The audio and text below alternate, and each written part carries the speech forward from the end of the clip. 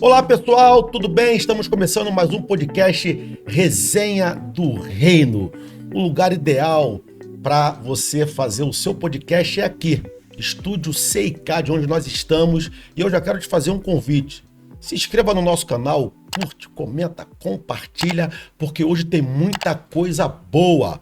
Um lugar de bate-papo entre amigos, conversando sobre o reino de Deus. E hoje, voltando com a gente, pastor Adilson estava de férias, o homem só vive viajando agora. E hoje está de volta aí no nosso podcast. Dá as boas-vindas à galera aí, pastorzão. Fala, galera. Muito bom estar aqui mais uma vez. Esse estúdio aqui é top demais. Quero, de fato, agradecer, né, essa oportunidade que a gente tem aqui no Alto da Serra. E estamos aí para botar pimenta aí no negócio. Vamos nós, né? É isso aí. Na refeição, digamos assim, né? É isso no bate-papo. Como disse o pastor Adilson, nós estamos aqui no Estúdio CIK e se você precisar de um lugar ideal para fazer o seu podcast, aqui é o lugar. E hoje também está com a gente pastor Gustavo, gente boa demais, né? Convidado especial. Quero te dar a oportunidade de dar as boas-vindas aí pra galera e vai ser um momento muito precioso. Prazer estar aqui com vocês, né? Tô me sentindo encurralado. O pastor Adilson disse que vai botar pimenta, né? Mas é um prazer estar aqui, né? Conheço o pastor Adilson de longa data. O William também. Nós vamos falar no meio da história. Vamos.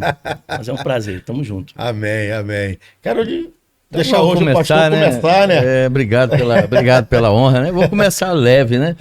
Conta pra mim como é que você veio pra Jesus e ministério, quando que você ficou sabendo assim que você tinha um chamado ministerial. Ainda nem entrei na área do casamento, né? Vamos começar leve, né? Tá. Bom, vou falar primeiro do chamado, né? Porque a idade era menor, né? Eu, na verdade, assim, na nossa igreja, as crianças ficavam, né, até os 8 anos na salinha. Com 8 anos, tinha que subir para o templo e ficar do lado dos pais. Não é isso aquela história? Que às vezes a gente não ficava. E eu me lembro que com 9 anos, mais ou menos, um pouquinho mais, eu já gostava de ficar ouvindo a mensagem e prestava atenção, né? Então eu tenho referências, memórias de que eu gostava da palavra. E aí foi passando o tempo. Com acho que 13, 14 anos, no meu coração eu já tinha o pensamento: quando eu crescer, eu quero ser pastor, né? Aquilo vinha dentro de mim.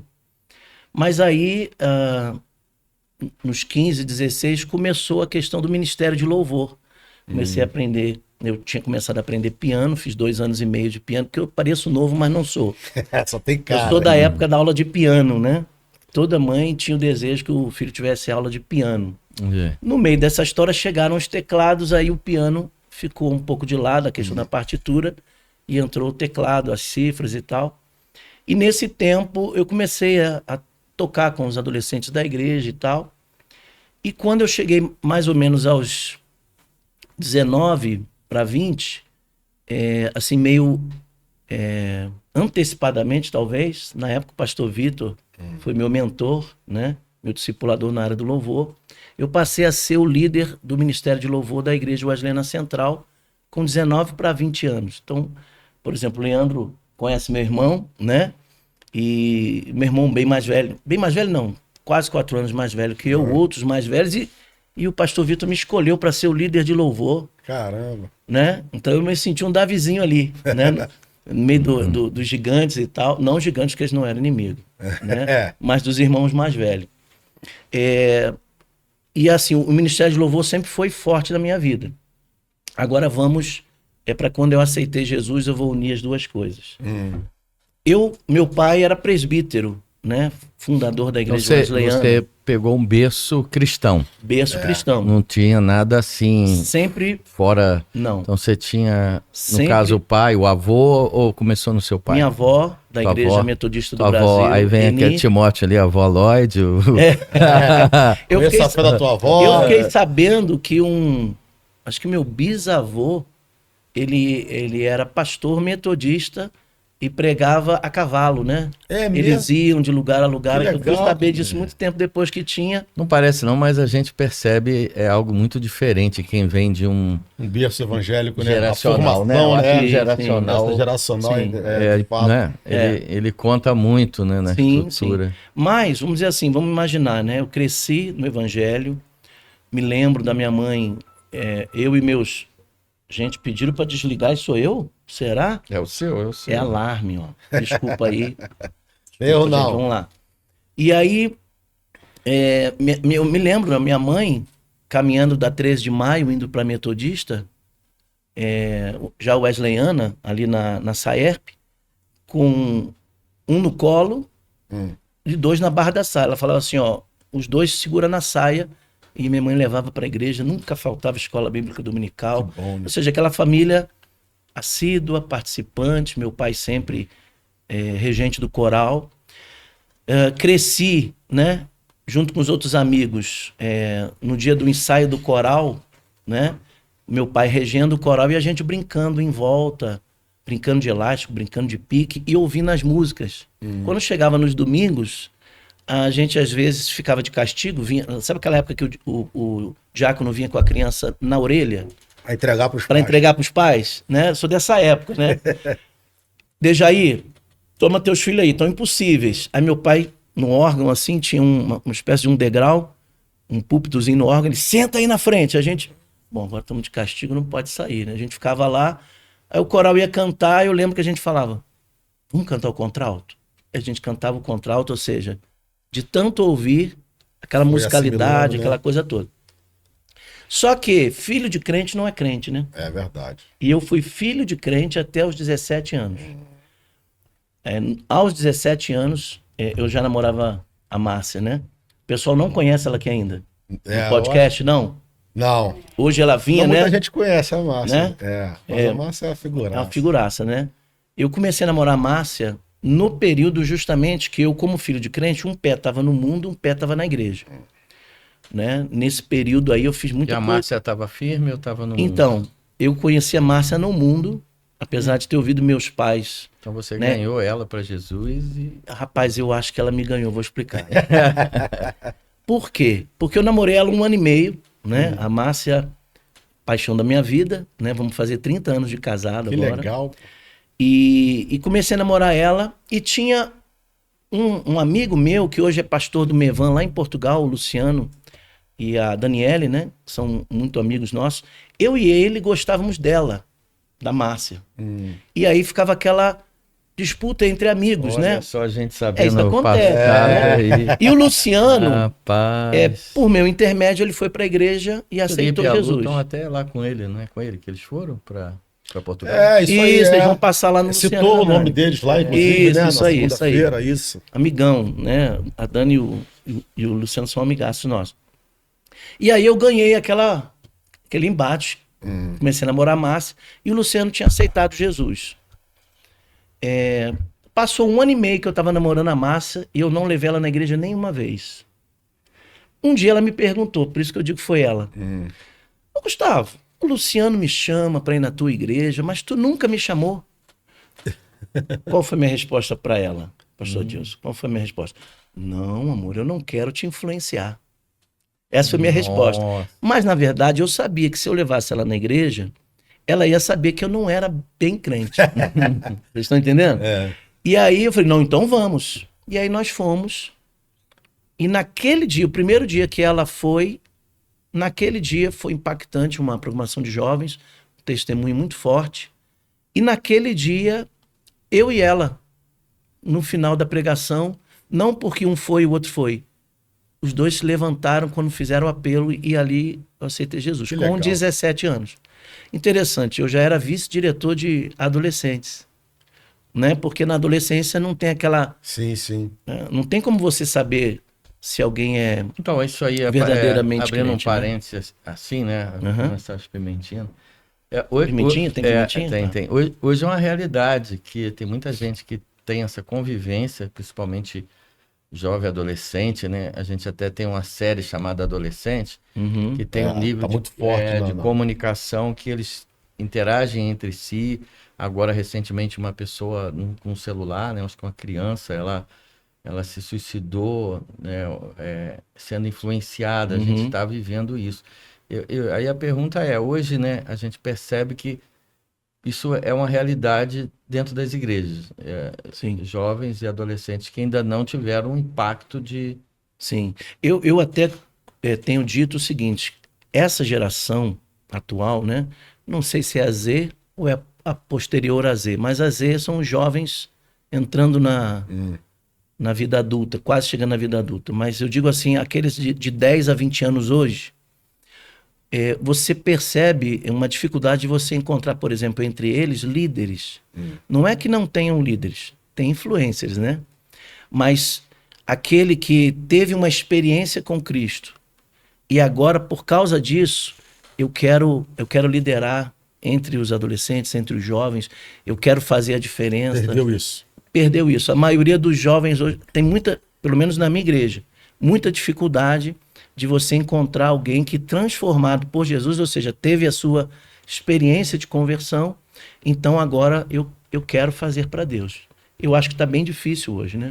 Então, no mercado de trabalho, do qual eu participo também, eu vejo muito a dificuldade de contratação de alguns jovens e acabam contratando pessoas com mais idade, porque tem mais garra, fica até depois do horário. Sim. E essa galera, ela está muito limitada e trabalhando muito dentro de um limite, né? De um conforto. Eu percebo isso. Eu tenho uma empresa multinacional, trabalho numa empresa multinacional e assim, a turma de média de idade não é nova e estão contratando gente acima de 40. Sim, que já não era para ser vaga para eles e está tendo que rever. Né? Há psicólogos que dizem que essa geração é a geração mais cansada. Eu queria pegar um gancho aí na pergunta do Adilson. Vai lá. Pra gente... Mas eu sou o foco aqui das perguntas. Vou fazer a gente pode te aproveitar, né? Também, pode fazer. Mas aproveitando o que você falou aí, um ponto muito interessante de não ter um líder, né, no meio dessa juventude. Eu tenho um filho de 20 anos, tenho uma filha com 30 anos, ambos cresceram e foram criados no evangelho também. Mas assim, por exemplo, você vem de um berço evangélico e faz parte de uma denominação muito estruturada, teologicamente, eclesiasticamente, financeiramente, e que sempre prezou por esses valores morais na formação. Preza, né? Sempre prezou, né? E continua por esses valores na formação do filho, que não abre mão, por exemplo, da escola bíblica dominical. É comum nessas igrejas, você ainda... E a pergunta que eu faço para nós aqui é que isso mudou de um tempo para cá, né? E isso mudou. Então, por exemplo, na sua época, na minha época, a gente queria ser o pastor. A nossa referência era o pastor. Sim, sim. É verdade. Era o pastor, porque eu quero ser o pastor. A gente perdeu isso. Eu já queria ser padre. Tu já queria. E tem cara de padre, Adilson, né? Estudei para padre.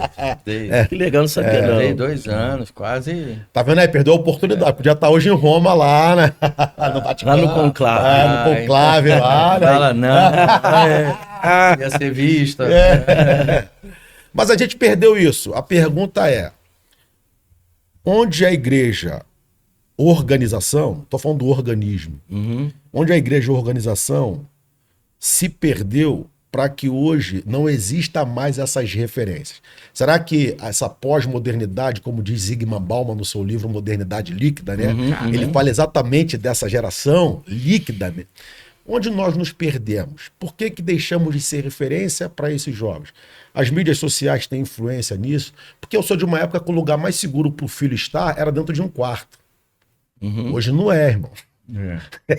Hoje você deixar teu filho dentro do quarto sozinho, com o celular na mão, às vezes é mais arriscado do que ele tá na rua. Sim. Então, onde nós nos perdemos? O que aconteceu de 20 anos para cá que nós deixamos de ser essa referência? Bom, em primeiro lugar, sempre, eu estava lendo esses dias, sempre a geração anterior à atual, ela vai falar mal da atual. Isso é uma coisa, seja dentro da igreja, fora da igreja. Sim. Eu acho que até não sei se foi Flávio José, eu sei que na época de Roma já era assim, sempre uma geração acha a outra mais preguiçosa, distraída. Então, assim, é óbvio, né, que se a gente fosse falar que sem ter essas informações, a gente ia dizer, cara, tá difícil essa geração. Me lembro um dia, eu tenho um hobby, né, que é fazer marcenaria, móveis de MDF. E aí eu fui fazer um móvel para um irmão, né? Acho que isso aí é de quem é músico, né? É mesmo? É verdade. Mesmo. Aí. Vamos trocar figurinha. Essa mesa aqui é o cara que fez, essa estante aqui é o cara que fez. É verdade. Eu tenho que vou entrar na área da solda agora, né? Mas vamos lá. E aí eu tava na casa de um irmão, um presbítero, e aí eu falei com ele, ó, tô levando os móveis e tal, e aí eu só vou precisar que você me ajude aí, porque eu não cobrei a ele, o serviço fiz, né, graciosamente, mas então não levei um ajudante. E aí tinha que pendurar os móveis pesados e tal. E aí ele falou, não, tô aqui, meu filho vai estar aqui. Né? Não me deixe falar nomes, né? Quase que eu falo nome, né? Pode estar assistindo podcast. Não, a gente vai ter que... Não, mas pode ir. Tá. Mas aí, então dá um... E aí o que acontece? O filho não nos ajudou. E aí depois ele, conversando comigo, ele falou, pastor, tá muito difícil nessa geração. Tá muito difícil porque eu aprendi com meu pai o ofício que meu pai tinha. Tipo assim, na adolescência era normal isso, não era? Era. Você, por mais que não fosse seguir a carreira do pai, aprendi, andava com ele, né, e tal. Eu mesmo, por exemplo, com meu filho, ele teve os caminhos dele, eu tive que aprender. Hoje a gente tem que aprender. Será que o que eles querem é ruim? Vamos seguir, vamos achar. Então, assim, o que está acontecendo agora é mais do que, como foi a tua pergunta, qual foi o erro dessas instituições?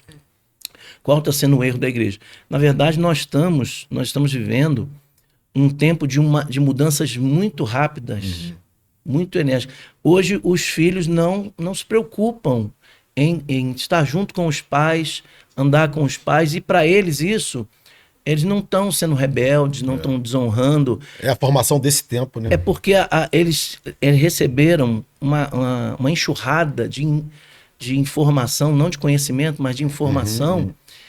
Todo filho, por exemplo, todo adolescente começa a se achar mais inteligente que o pai e a mãe, não é isso? Imagina nessa geração, é verdade, entendeu? Em que eles olham assim, por exemplo, o trabalho braçal que a gente tinha, porque nós somos diante da internet, tu né? Né? Oi? Sou antes. Nós somos, não é isso? nasci na década de 70. Eu também. Pode ser já da década de 60. Finalzinho. Né? Mas assim, nós... A segurança meu que tá aí.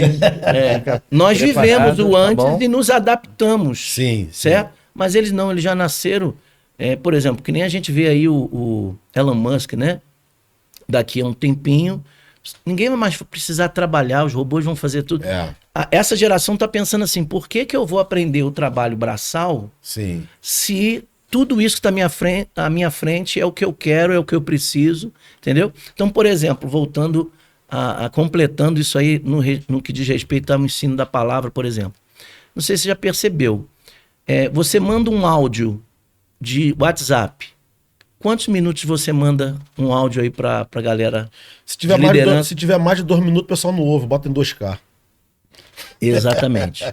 Entendeu? Então, assim, hoje, a comunicação com essa geração tá muito difícil. Sempre foi assim, mas essa cresceu exponencialmente. Algumas profissões não existem mais. A gente está vivendo uma revolução como foi a Revolução Industrial, né? É uma ruptura, né? Que vieram as máquinas, aí mudou. O artesão, que era muito valorizado até o século XIX, né? Hoje não é mais valorizado. Então, assim, profissões que existiam, hoje, quem quer ser marceneiro? Quem quer ser carpinteiro? Sim. Quem quer ser mecânico? Hoje, essas profissões estão ficando... E aprendi assim com os pais, né? Hoje, como você disse... Por exemplo, eu vi, né? Não sei se vou corroborar aí, eu não sei se é o Japão ou a China, né? Que foi conhecido por pessoas trabalhando muito e por pouco, né? Acho que é a China. É a China. Não é isso? Uma geração das pessoas trabalhando muito para chegar onde eles chegaram. Os filhos deles, mesmo os deles de hoje, não querem trabalhar como eles. Tudo bem que trabalhava demais, tudo bem. Mas é uma geração como a nossa, quer ficar enclausurado online, Então, não quer trabalhar. Aproveitando o bumerangue aqui, né? Eu jogo aqui e vem para cá, né? Que a pergunta era para nós, né? Vamos ouvir a parecer do William sobre isso. Queira, por favor, seu parecer. se posicionar. Eu penso que as coisas são dinâmicas e mudanças precisam acontecer. Inevitáveis, né? Mudanças são inevitáveis. O que eu não abro mão, eu sempre falo isso na igreja. Falando do nosso ambiente, né? O que eu penso é que existem questões, princípios, que não podem ser mudados a despeito do tempo. Martinho Lutero dizia que a palavra de Deus não é nem moderna, nem antiga. Ela é eterna.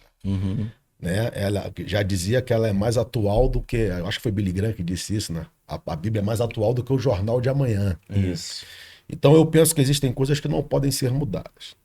Eu acho que o que a gente não pode fazer é, ainda que esteja nesse meio de mudanças, de tecnologia, a gente usa a tecnologia, por exemplo, Sim. estamos aqui usando a tecnologia. Sim. Mas existem princípios que não podem ser negociados. Então o que eu vejo hoje na igreja, a organização, né, falando do nosso ambiente de igreja, é que a gente acaba entrando nesse caminho e não passamos para essa geração o legado que foi deixado para nós.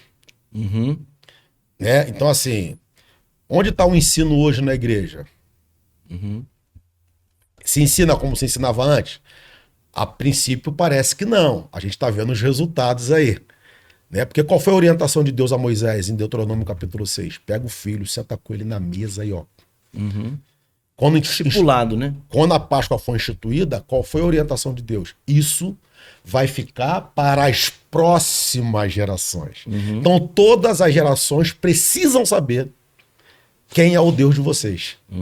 Então eu acho que a gente acabou entrando nesse modernismo e usando as palavras de Zygmunt Bauman, nos tornamos líquidos, como é essa geração. Então eu acho que a gente não pode abrir mão dos princípios. Mudanças são inevitáveis, como você falou. A gente não se veste como se vestia na década de 80. Né? Mas deixa eu até finalizar, né, o pensamento. Na verdade, eu estava dizendo como é, como é essa geração. Sim, entendi. Né? Mas, por exemplo, na minha igreja, tradicionalmente, a escola bíblica dominical, ela nunca deixou de existir. Né? Ela ainda existe. E hoje a gente expande, né? Cursos... Não é isso? Isso aí. Como lá o pastor Carlito Paz, Sim, a pessoa quando entra, entra na igreja, tem um trilho. Sim, não é exato, isso? Exato. É uma igreja de cursos, né? Você entra, você vai fazendo certos cursos até que se batiza, dali continua. Tá sempre uma coisa interessante, né? A escola dominical tem um ensino maravilhoso, sempre foi de graça. As pessoas valorizam mais quando tem que pagar. Você já percebeu? Exato. Os cursos são pagos e dá mais resultado. Dá mais resultado, né? Que a escola dominical ela é mais contínua. Sim. E a verdade é que a premiação é importante. Você fazer uma etapa e... certificar, entendeu? Então, por exemplo, eu me lembro, a coisa de 3, 4 anos atrás, nós começamos a conversar a respeito de... deixa eu ver se é o meu aqui. Melhor desligar, né, gente? Ela pediu pra gente... Não atrapalha não. Só... Hein? Eu não. Vamos desligar que eu prefiro desligar. Desliga aí. Mas depois o Adilson vai dar a opinião Tudo dele, acontece que ele ao perguntou, vivo mas aqui. também não opinou, né? Mas eu comecei a conversar. Falei, irmãos, escola bíblica dominical, domingo de manhã, não está mais funcionando. Vou dizer da minha igreja, da minha denominação. Começou-se a fazer o quê? Aqui em Petrópolis, principalmente, ou culto de manhã, ou culto de noite, né? Um culto. Na verdade, 2 cultos, um de manhã e um de noite, você incentiva o povo aí, ou de manhã, ou de noite. Eu sou totalmente a favor disso. Em que sentido? O domingo é dia pra gente realmente descansar e adorar o Senhor. Então, se você vai na igreja 9 horas na EBD, 10 horas um culto. Depois de tarde o louvor vai ensaiar. 6 horas outro culto. O teu final de semana, Ficou você não só na descansou, igreja, você não viu tua família, né? Então a gente passou a fazer EBD e culto de manhã e culto à noite. Não é isso? Tem 2 públicos, tem. A maioria das igrejas faz assim, né?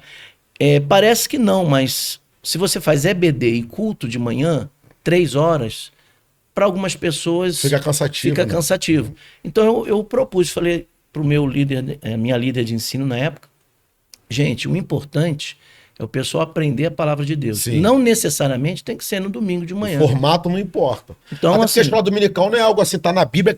Isso foi Não, instituído agora. não. E, salvo engano, acho que Petrópolis foi a primeira cidade a receber uma. Foi a primeira EBD em português. Foi aqui em que foi Petrópolis. a Sarah Calley, Foi aqui em Petrópolis. esposa de Robert Calley, né? É, isso.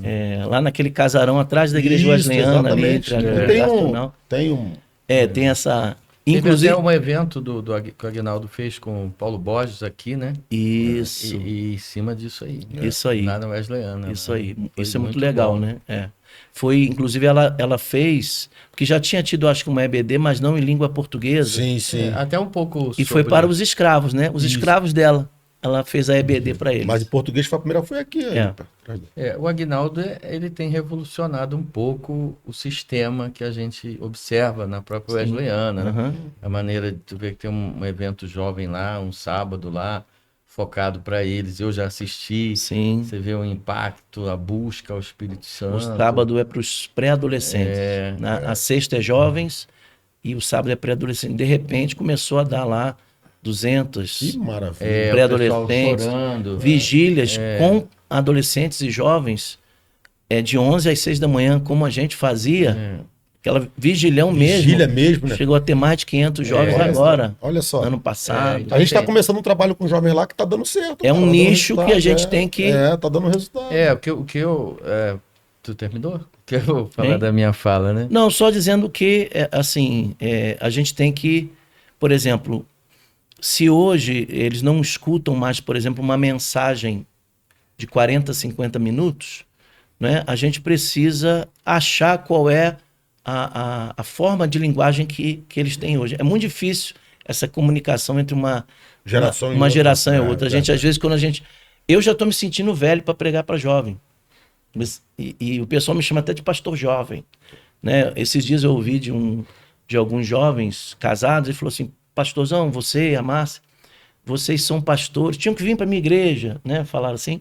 Ele falou assim: porque vocês se comunicam com cada geração, né? Eu falei: poxa, que bênção. Mas eu tenho as minhas dificuldades Já sei de alcançar, eu também tenho. né? Acho que isso é geral, né? Porque é uma outra geração. E conversar com essa geração, a cabeça é diferente, cara. É isso aí. A cabeça é muito diferente. Meu filho tem 20 anos. A cabeça, cara, tá em outra dimensão, tá em outro universo. Teve uma época, né? Meus filhos, eles vão ver esse podcast e não sei o filho de vocês, mas os meus, eles falam: pô, pai, para de falar da gente do púlpito. Porque todo pastor acaba falando Usando alguns filho, exemplos, né? É da então. mesma coisa. É a mesma coisa. E Até eu- da esposa também, não posso falar. E eu procurei fazer isso. Mas ela fala de mim. Eu não falo, não. Eu não uso meu filho como. Não, assim, eu não é que eu falo coisas que, a meu ver, vai denigrir meus filhos. Não. sim. Às vezes até tá coisas corroborando, engraçadas, né? né? Do dia a dia, que a gente faz para exemplificar o que acontece até nas outras Sim, famílias. sim.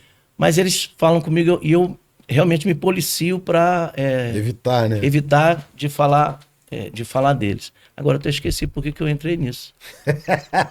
Primeiro branco. Primeiro tu ia branco fazer o do pastor fechamento. Gustavo no Eu podcast. ia fazer o fechamento desse assunto, do que onde que a igreja Ele tá foi fechando crescer, aí, Então, tá. aí tava Esqueci. fechando. Eu ia dar um exemplo dos meus filhos. Ah! Filhos, Deus não deixou. Então, Vai lá, essa foi pastor bom, Dilson, foi vai lá, bom, vai lá, foi vai lá. bom. Eita. Então, fala Adilson, mesmo? o que tu acha? Então, Tem mais pimenta aí? tem. Eu acho que tem sim. Eu acho que, assim, olhando assim, quem anda fazendo um trabalho excelente, realmente, o Aguinaldo é uma inspiração. E lá no Ministério, a gente fez um trabalho em Vila Rica, e foi até a iniciativa do povo de lá mesmo, mas eu participei. E, de repente, o Espírito Santo foi derramado no meio dos jovens. Uma adolescente lá me surpreendeu, ela é totalmente tímida. o Espírito Santo começou a falar com ela, vai fulano e fala isso. Aí ela falou assim, não vou não. É para ir? Então fulano vai fazer isso. Aí fulano fazia. Aí ela pediu outra prova, fazia. Aí ela ia e falava e a pessoa começava a chorar. E ela voltou, ela mudou a imagem dela, o aspecto dela. Porque, na verdade, a gente pode estar se tornando muito mais coach e pregações de autoajuda do que deixar a presença do Espírito Santo tocar e transformar. Porque acho que esse impacto é para as crianças. Ela alcança os jovens. Sim. Então, eu vejo hoje, né, esse é um ponto, né, que depois posso até explorar. O segundo ponto é olhar para Jesus adolescente, que ele fala assim, eu devo ocupar-me com os negócios do meu pai. Então, a gente não está ensinando a pessoa por que ela nasceu. Qual o propósito dela, né? Uma visão para achar o propósito e achar por que você nasceu. Então, ele já tinha bem definido isso. Então, à medida que a gente está ocupado com os negócios do pai, o caso de Neemias, que ocupa os negócios do pai de restauração dos muros. Então, ele está o trabalho versus a visão. Então, ele está trabalhando, mas à medida que ele entende os negócios do pai, ele já não está fluindo como deveria ali.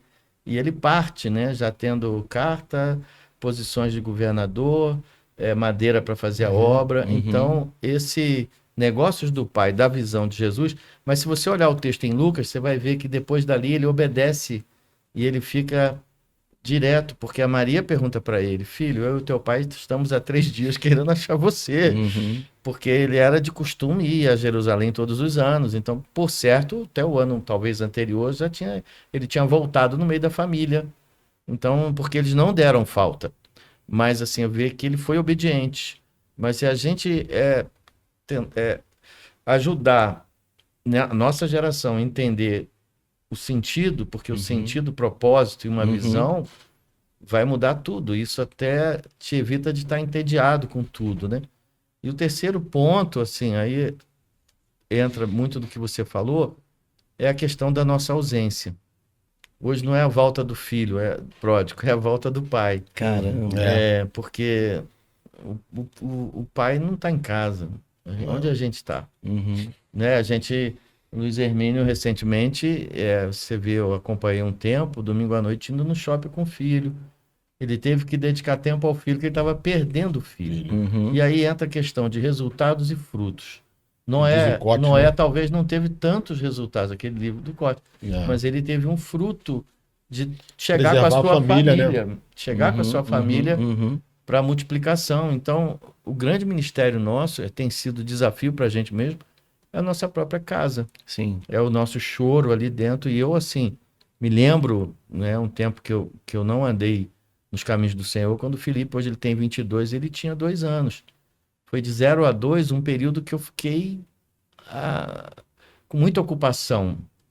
E eu vi que aquilo fez muita falta para a conexão com ele. E esses dias a gente tem se conectado, quer dizer, há 3, 4 anos para cá, de uma maneira muito, muito interessante, mas eu percebi que houve lacunas. Então, assim, a gente percebe que a ausência do pai, porque a conexão dos filhos aos pais e dos pais aos filhos ali em João Batista, né, está sendo roubada a nossa paternidade. Eu estava meditando na própria, a Bíblia fala, né, o solitário vai fazer com que o solitário more em família, vai libertá-lo, mas o rebelde ficará numa terra árida e deserta. E essa rebeldia expressa é um ataque do inimigo por dentro, de que entristece a gente que tem ministério, né? E quem não tem também, de ver o que está acontecendo, essa coisa toda. Então, é necessário que a gente volte. Sim. Eu jogo videogame na madrugada, essa semana, estava o Felipe com 2 amiguinhos no, como é que era, Fortnite, e eu também, e eles rindo comigo. E aí eu botei lá o boneco do Arnold Schwarzenegger, né? Que é mais a minha geração. Rambo. Eu tava todo feliz lá, e eles rindo, cara, até alta, 1h30 da madrugada, esse feriado. Então eu parei para me conectar com ele já tem um tempo, aí ele ri, tem dia que ele tá estressado. Nossa, pai, tu jogou bem. Eu falei, filho, eu tava orando aqui para a gente conseguir vitória. Então essa volta do pai, né? Eu acho que a grande tema para a gente nesse momento é paternidade. É a gente voltar. Então, essa é a minha fala. A nossa criação também, Adilson, a forma como essa geração tem criado os seus filhos, eu acho que também influencia, né? A gente brincava de bolinha a gente mudou. Não, e também a questão da autoridade, da paternidade, da autoridade, né, dos pais sobre os filhos. Eu acho que a gente perdeu muito isso. Eu acho que essa psicologia moderna acabou influenciando negativamente em alguns aspectos. Eu falo porque eu já estudei um pouco sobre isso, acabou sendo negativo em alguns aspectos na educação dos filhos. Eu acho que nós cristãos não podemos abrir mão do que diz a palavra e ponto. É o nosso livro de fé e prática, né? Tem um pastor no Rio que ele tem uma frase muito bonita, ele sempre diz o seguinte: o melhor presente que o pai pode dar a um filho é a sua presença. Não tem presente melhor, né? Isso aí. Então, assim, eu acho que dependendo do que nós estamos passando, a gente esteve lá em BH, na Central de Luxemburgo, em novembro, no congresso lá da Nívea. Cara, a gente via mais de 50 pré-adolescentes e adolescentes no púlpito sendo batizados com o Espírito Santo. Então, esse mover eu acho que eu acho que a gente tem que provocar isso. Sim. Né? Eu tenho não tem muito tempo, a pastora Paulina, né? Lá a nossa querida missionária Paulina, uma vez ela falou assim com a Márcia, né? A nossa igreja, ela veio de um avivamento, né? O batismo com o Espírito Santo. Eu lembro dessa dons de cura, né? Estava aquela nessa coisa época toda, já. né? Ali no meados de 66, 67 até 70 e tal. E a nossa igreja, né? Vamos dizer assim, saiu da Metodista do Brasil. Hoje eles são avivados, né? Nós somos todos a mesma igreja e tal. Mas aquele ardor, aquela experiência que os pais tiveram, aquilo foi acontecendo, foi indo. Diz, né, que um avivamento dura cerca de 50 a 70 anos. É isso que é o tempo da experiência de quem viveu, né? E aí a pastora Paulina falou uma coisa interessante, né? Mas estava falando sobre, né, alguns adolescentes e jovens não estarem mais, vamos dizer assim, dando valor até, né, a essa vida espiritual. E ela disse assim: Márcia, nós, os pais, nós vivemos a experiência, mas nós não soubemos passar a experiência e viver a experiência com os filhos. Não foi feito, entendeu? Então, assim, é como a ausência de um pai para um filho, entendeu? Das experiências que nós tivemos, né? Claro que eles vão ter as suas experiências com Deus, mas nós vivemos a nossa e não fizemos essa transição e essa conexão. Eu penso geração, também, né? O Adilson estava comentando vindo para cá, que às vezes ele está ocupado demais, né? Aí tem que estar lá, mas tem que fazer isso, aquilo. E o que eu penso que hoje nós nos tornamos vazios demais com uma vida muito ocupada. Então, aí, se me permite um gancho aqui, é por isso, assim, esses dias eu fui muito impactado com essa questão da visão. Porque você pode estar entediado e cansado, e eu fiquei realmente cansado, porque a tua agenda é montada pela necessidade, não pelo propósito. Então, demanda, né? Então, alguém, pastor, vem para cá, faz isso. Então, você faz enterro, casamento, né? Atende, no meu caso, eu trabalho. Então, isso tudo vai deixando você de lado, né? Eu me lembro uma vez, eu ainda era aspirante a pastor. E aí ia fazer aquele negócio de agenda, né? No início do ano. E aí eu fiz uma pergunta, né? Eu falei assim, gente, vejam as datas, mas por favor, tentem não marcar sábado. Só se não for possível, porque sábado é o dia para minha família. Eu falei assim, né? Por quê? Porque eu trabalhava, certo? Estava na igreja dia de semana e o domingo eu falei, pelo menos o sábado que eu tenho que dar para minha família. Eu até tive um problema com uma família que a esposa, ao ouvir isso, pediu um gabinete. Falou, pastor, o senhor pode repetir o que o senhor disse domingo? Porque o meu marido, os 7 dias da semana está na igreja. O senhor acha isso certo? Eu falei, não. Eu falei assim, meu irmão, você está, ainda mais pela tua esposa, está reclamando, já está indo você contra tem o que Paulo orienta, né? Entendeu? Quem está sobre a minha, assim, orientação, né? Aqueles que trabalham comigo na igreja, né? Eles são prova. Eu falei assim, ó, gente, a gente não pode trabalhar 7 dias para Deus. A gente é 7 dias crente e vai fazer a obra de Deus, né? Conforme surgirem as oportunidades. Mas no sentido de agenda, eu tenho que ter agenda para minha família. Eu tenho que ter o tempo com eles. Isso aí a gente não pode abrir mão. Interessante que lá em casa, o meu tempo com a minha família é interessante, é depois das 10h30, quando a gente chega em casa do culto, a gente fica em torno de 2 horas. A gente é uma família muito noturna, né? Eu até tenho que mudar um pouco isso, mas aquele momento ali, todo dia, nós 5, é conversa para lá e para cá. Minha filha. Você, Márcia. Eu, Márcia. Mais 3. Gustavinho, de 24. Ana Beatriz, de 22. E Ana Carolina, de 21. Então, por exemplo. Tem mais um vindo agora? Não, agora tem a namorada do Gustavinho, que é a Vicky, e o noivo da Carol. Eles estão noivos, né? Possivelmente ano que vem vão casar. Então, às vezes, são 7 dentro de casa ali. Mas com os nossos filhos, deu assim, perto de meia-noite, é coisa da geração deles. Né? Minha filha vem com o resumo dos memes do dia. Eu amo o sorriso da minha esposa. Sabe que assim, ela fica sorrindo, vendo os memes com elas. Sabe o que é gostoso? Esse dia eu falei, Márcia, eu amo o teu sorriso. E elas te fazem sorrir assim. As declarações assim, entre linhas amor, aqui. Ela sabe, eu falei, tem 1 mês e pouco, 2 meses eu falei. E assim, é interessante, por mais que seja, né? Os memes, a gente de vez em quando até policia, olha, gente, tem meme aqui que é, na verdade, humor negro. Então a gente, né? Mas eles, por exemplo, ensinaram pra gente, né? Pai, não é nem às vezes o meme, é o comentário do meme. Quando tu vai ver os comentários, cada coisa engraçada, mas por incrível que pareça, é um tempo junto. Quando é alguma coisa de caráter ruim, a gente tá ali para corrigir. Teve até uma época que eu falei assim, Márcia, meus filhos estão demorando a ter aquela experiência com Deus. Eu estava preocupado. Eu tive aos 17.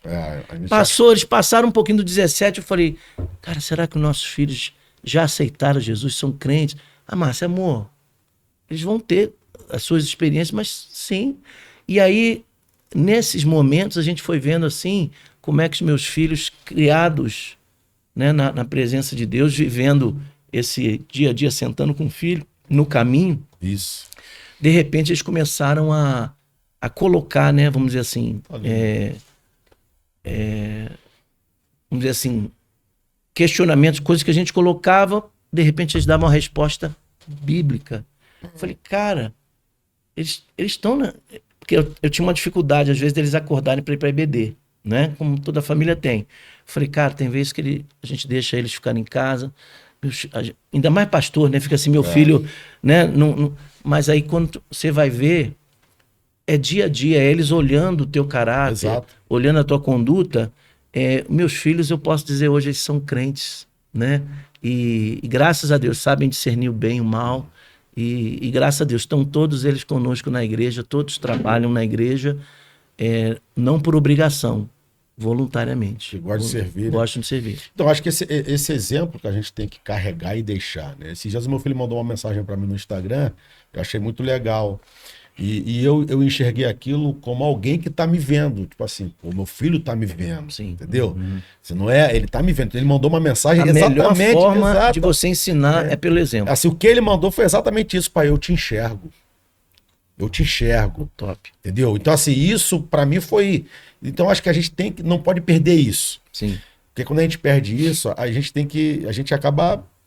Depois é difícil trazer, né?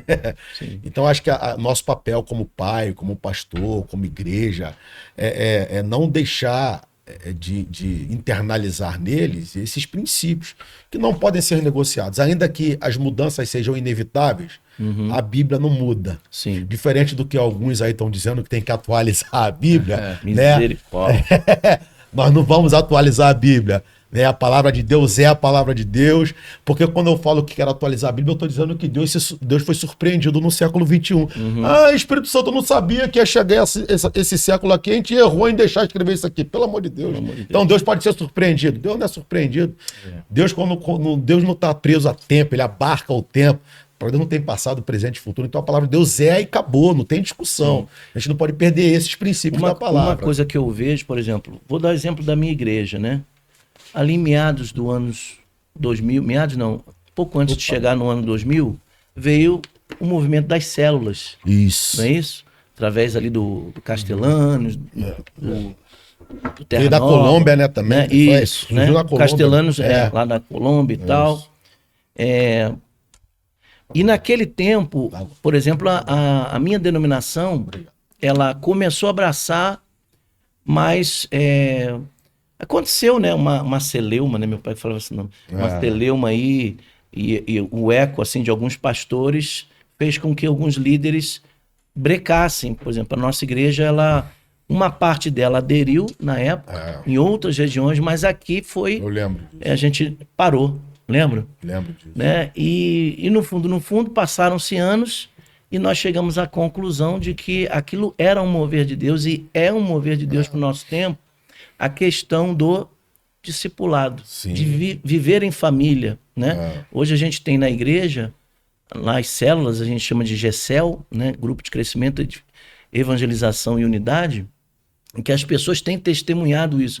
A gente está aqui e se sente uma família. Isso é bom. Senso de pertencimento. Né? Então, né? assim, eu não estou falando isso para dizer que o ensino, a EBD, perdeu lugar, não. Sim. Mas Deus vai arranjando outras formas de cuidar, de discipular. Sim. Né? Se o ensino, né, na igreja é excelente, mas no fundo, a gente aprende mais em casa, em família, certo? O que curou o Elias foi ele encontrar um Eliseu.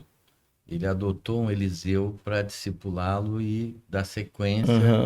Então, esse trabalho aí, eu estava lembrando que eu ia comentar até essa questão que você pontuou aí, que a célula, ela é algo assim fundamental, porque é o trilho que quando uma pessoa chega, se ela já de cara encontra uma célula, ela vai ter muito mais liberdade para abrir, até ser uma pessoa que tenha a dificuldade com a paternidade, ela vai achar aquela referência, porque para mim uma célula é uma família, é como uma família também. Não é substituindo a família parental, mas é uma família. Então ela vai aprendendo por exemplo, a confiar nos irmãos ali, como uma família confia em si mesmo, né?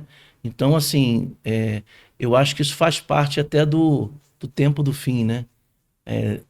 Todas as igrejas, vamos dizer assim, muitas que não viviam isso, acabam hoje olhando e dizendo, olha, isso dá certo. Eu lembro que na nossa igreja, naquela época, né, se falava que, olha, a nossa igreja, ela pode ser uma igreja com...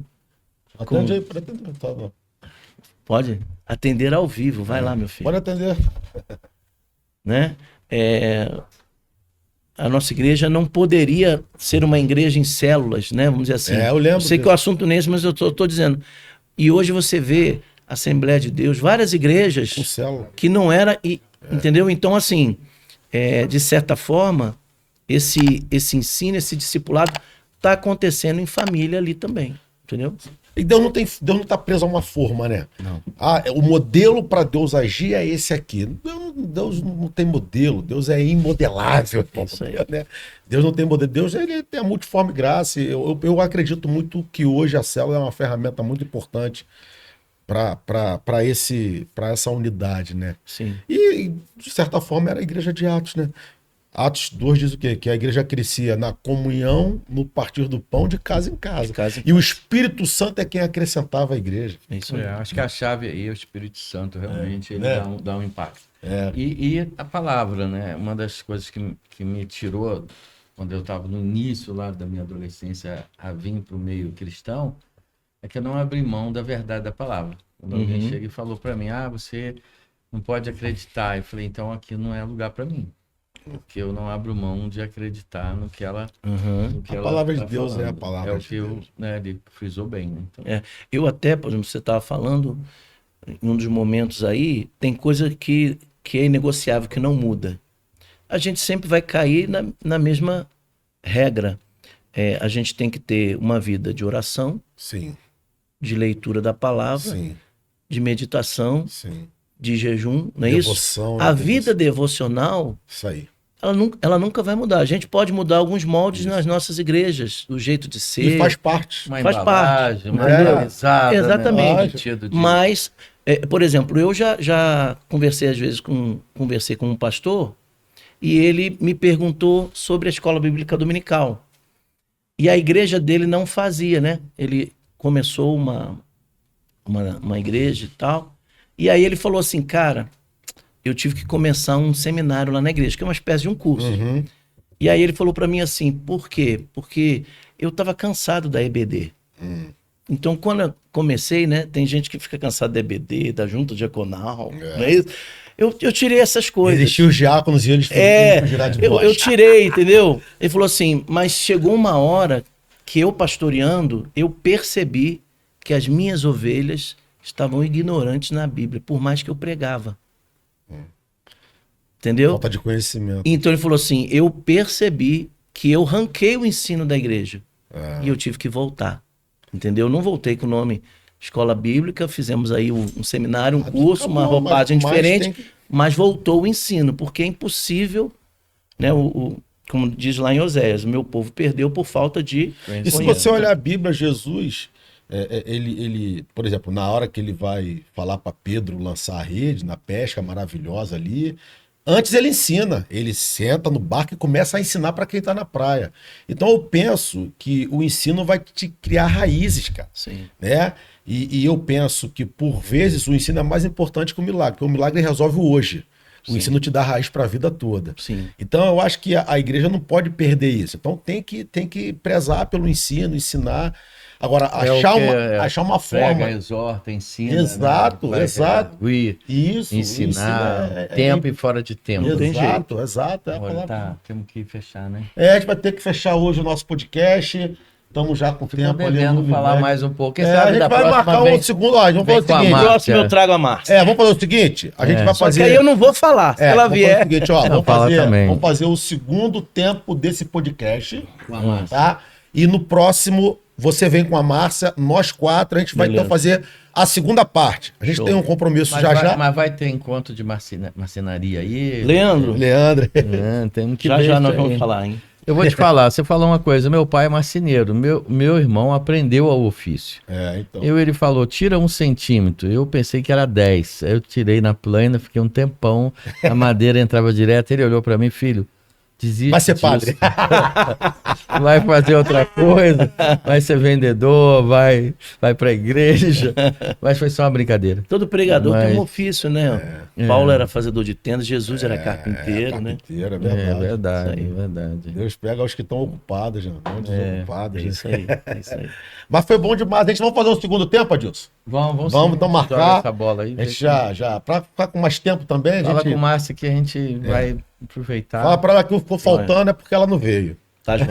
Então, a gente vai ter o segundo tempo aí, então, do nosso podcast, Resenha do Reino. Adilson, faz as suas considerações finais aí. Daqui um beijo, meu amor, né? Marisa. Deus abençoe meu filhão Felipe. Isso é uma bênção na vida da gente, igreja. E você que tá aí toda vez curtindo, dando esse like, compartilhando, que você continue fazendo isso para que o reino, a mensagem do reino seja espalhada. Amém. Deus abençoe. Gustavão, fazer suas considerações. Obrigado por ter vindo, ter aceitado o convite. Amém. Foi um prazer te receber, cara. Prazer estar aqui com vocês, né? Já que o pastor Adilson fez aqui Amor, sempre te amei, sempre te amarei, né? Acho que esse pessoal tá Igreja, afim hoje, hein? Igreja Cremeria ali, Wesleyano do Cremeria, né? Nós amamos estar com os irmãos ali também, né? E foi um prazer estar aqui com vocês. Amém, Tamo amém. junto. Obrigado, Gustavo. Pessoal, foi bom demais. Então já está combinado o segundo tempo do nosso podcast com o pastor Gustavo. E Márcia, está intimada, convocada para estarmos juntos no próximo podcast Resenha do Reino. Não se esqueça, se inscreva no nosso canal, curte, comenta, compartilha, porque foi bom demais esse bate-papo informal, uma conversa entre amigos, lugar da mesa. Mesa é lugar de comunhão. Então no próximo estaremos juntos. Até o próximo podcast aqui direto do estúdio CIK. Um beijo no seu coração. Até a próxima. Deus te abençoe.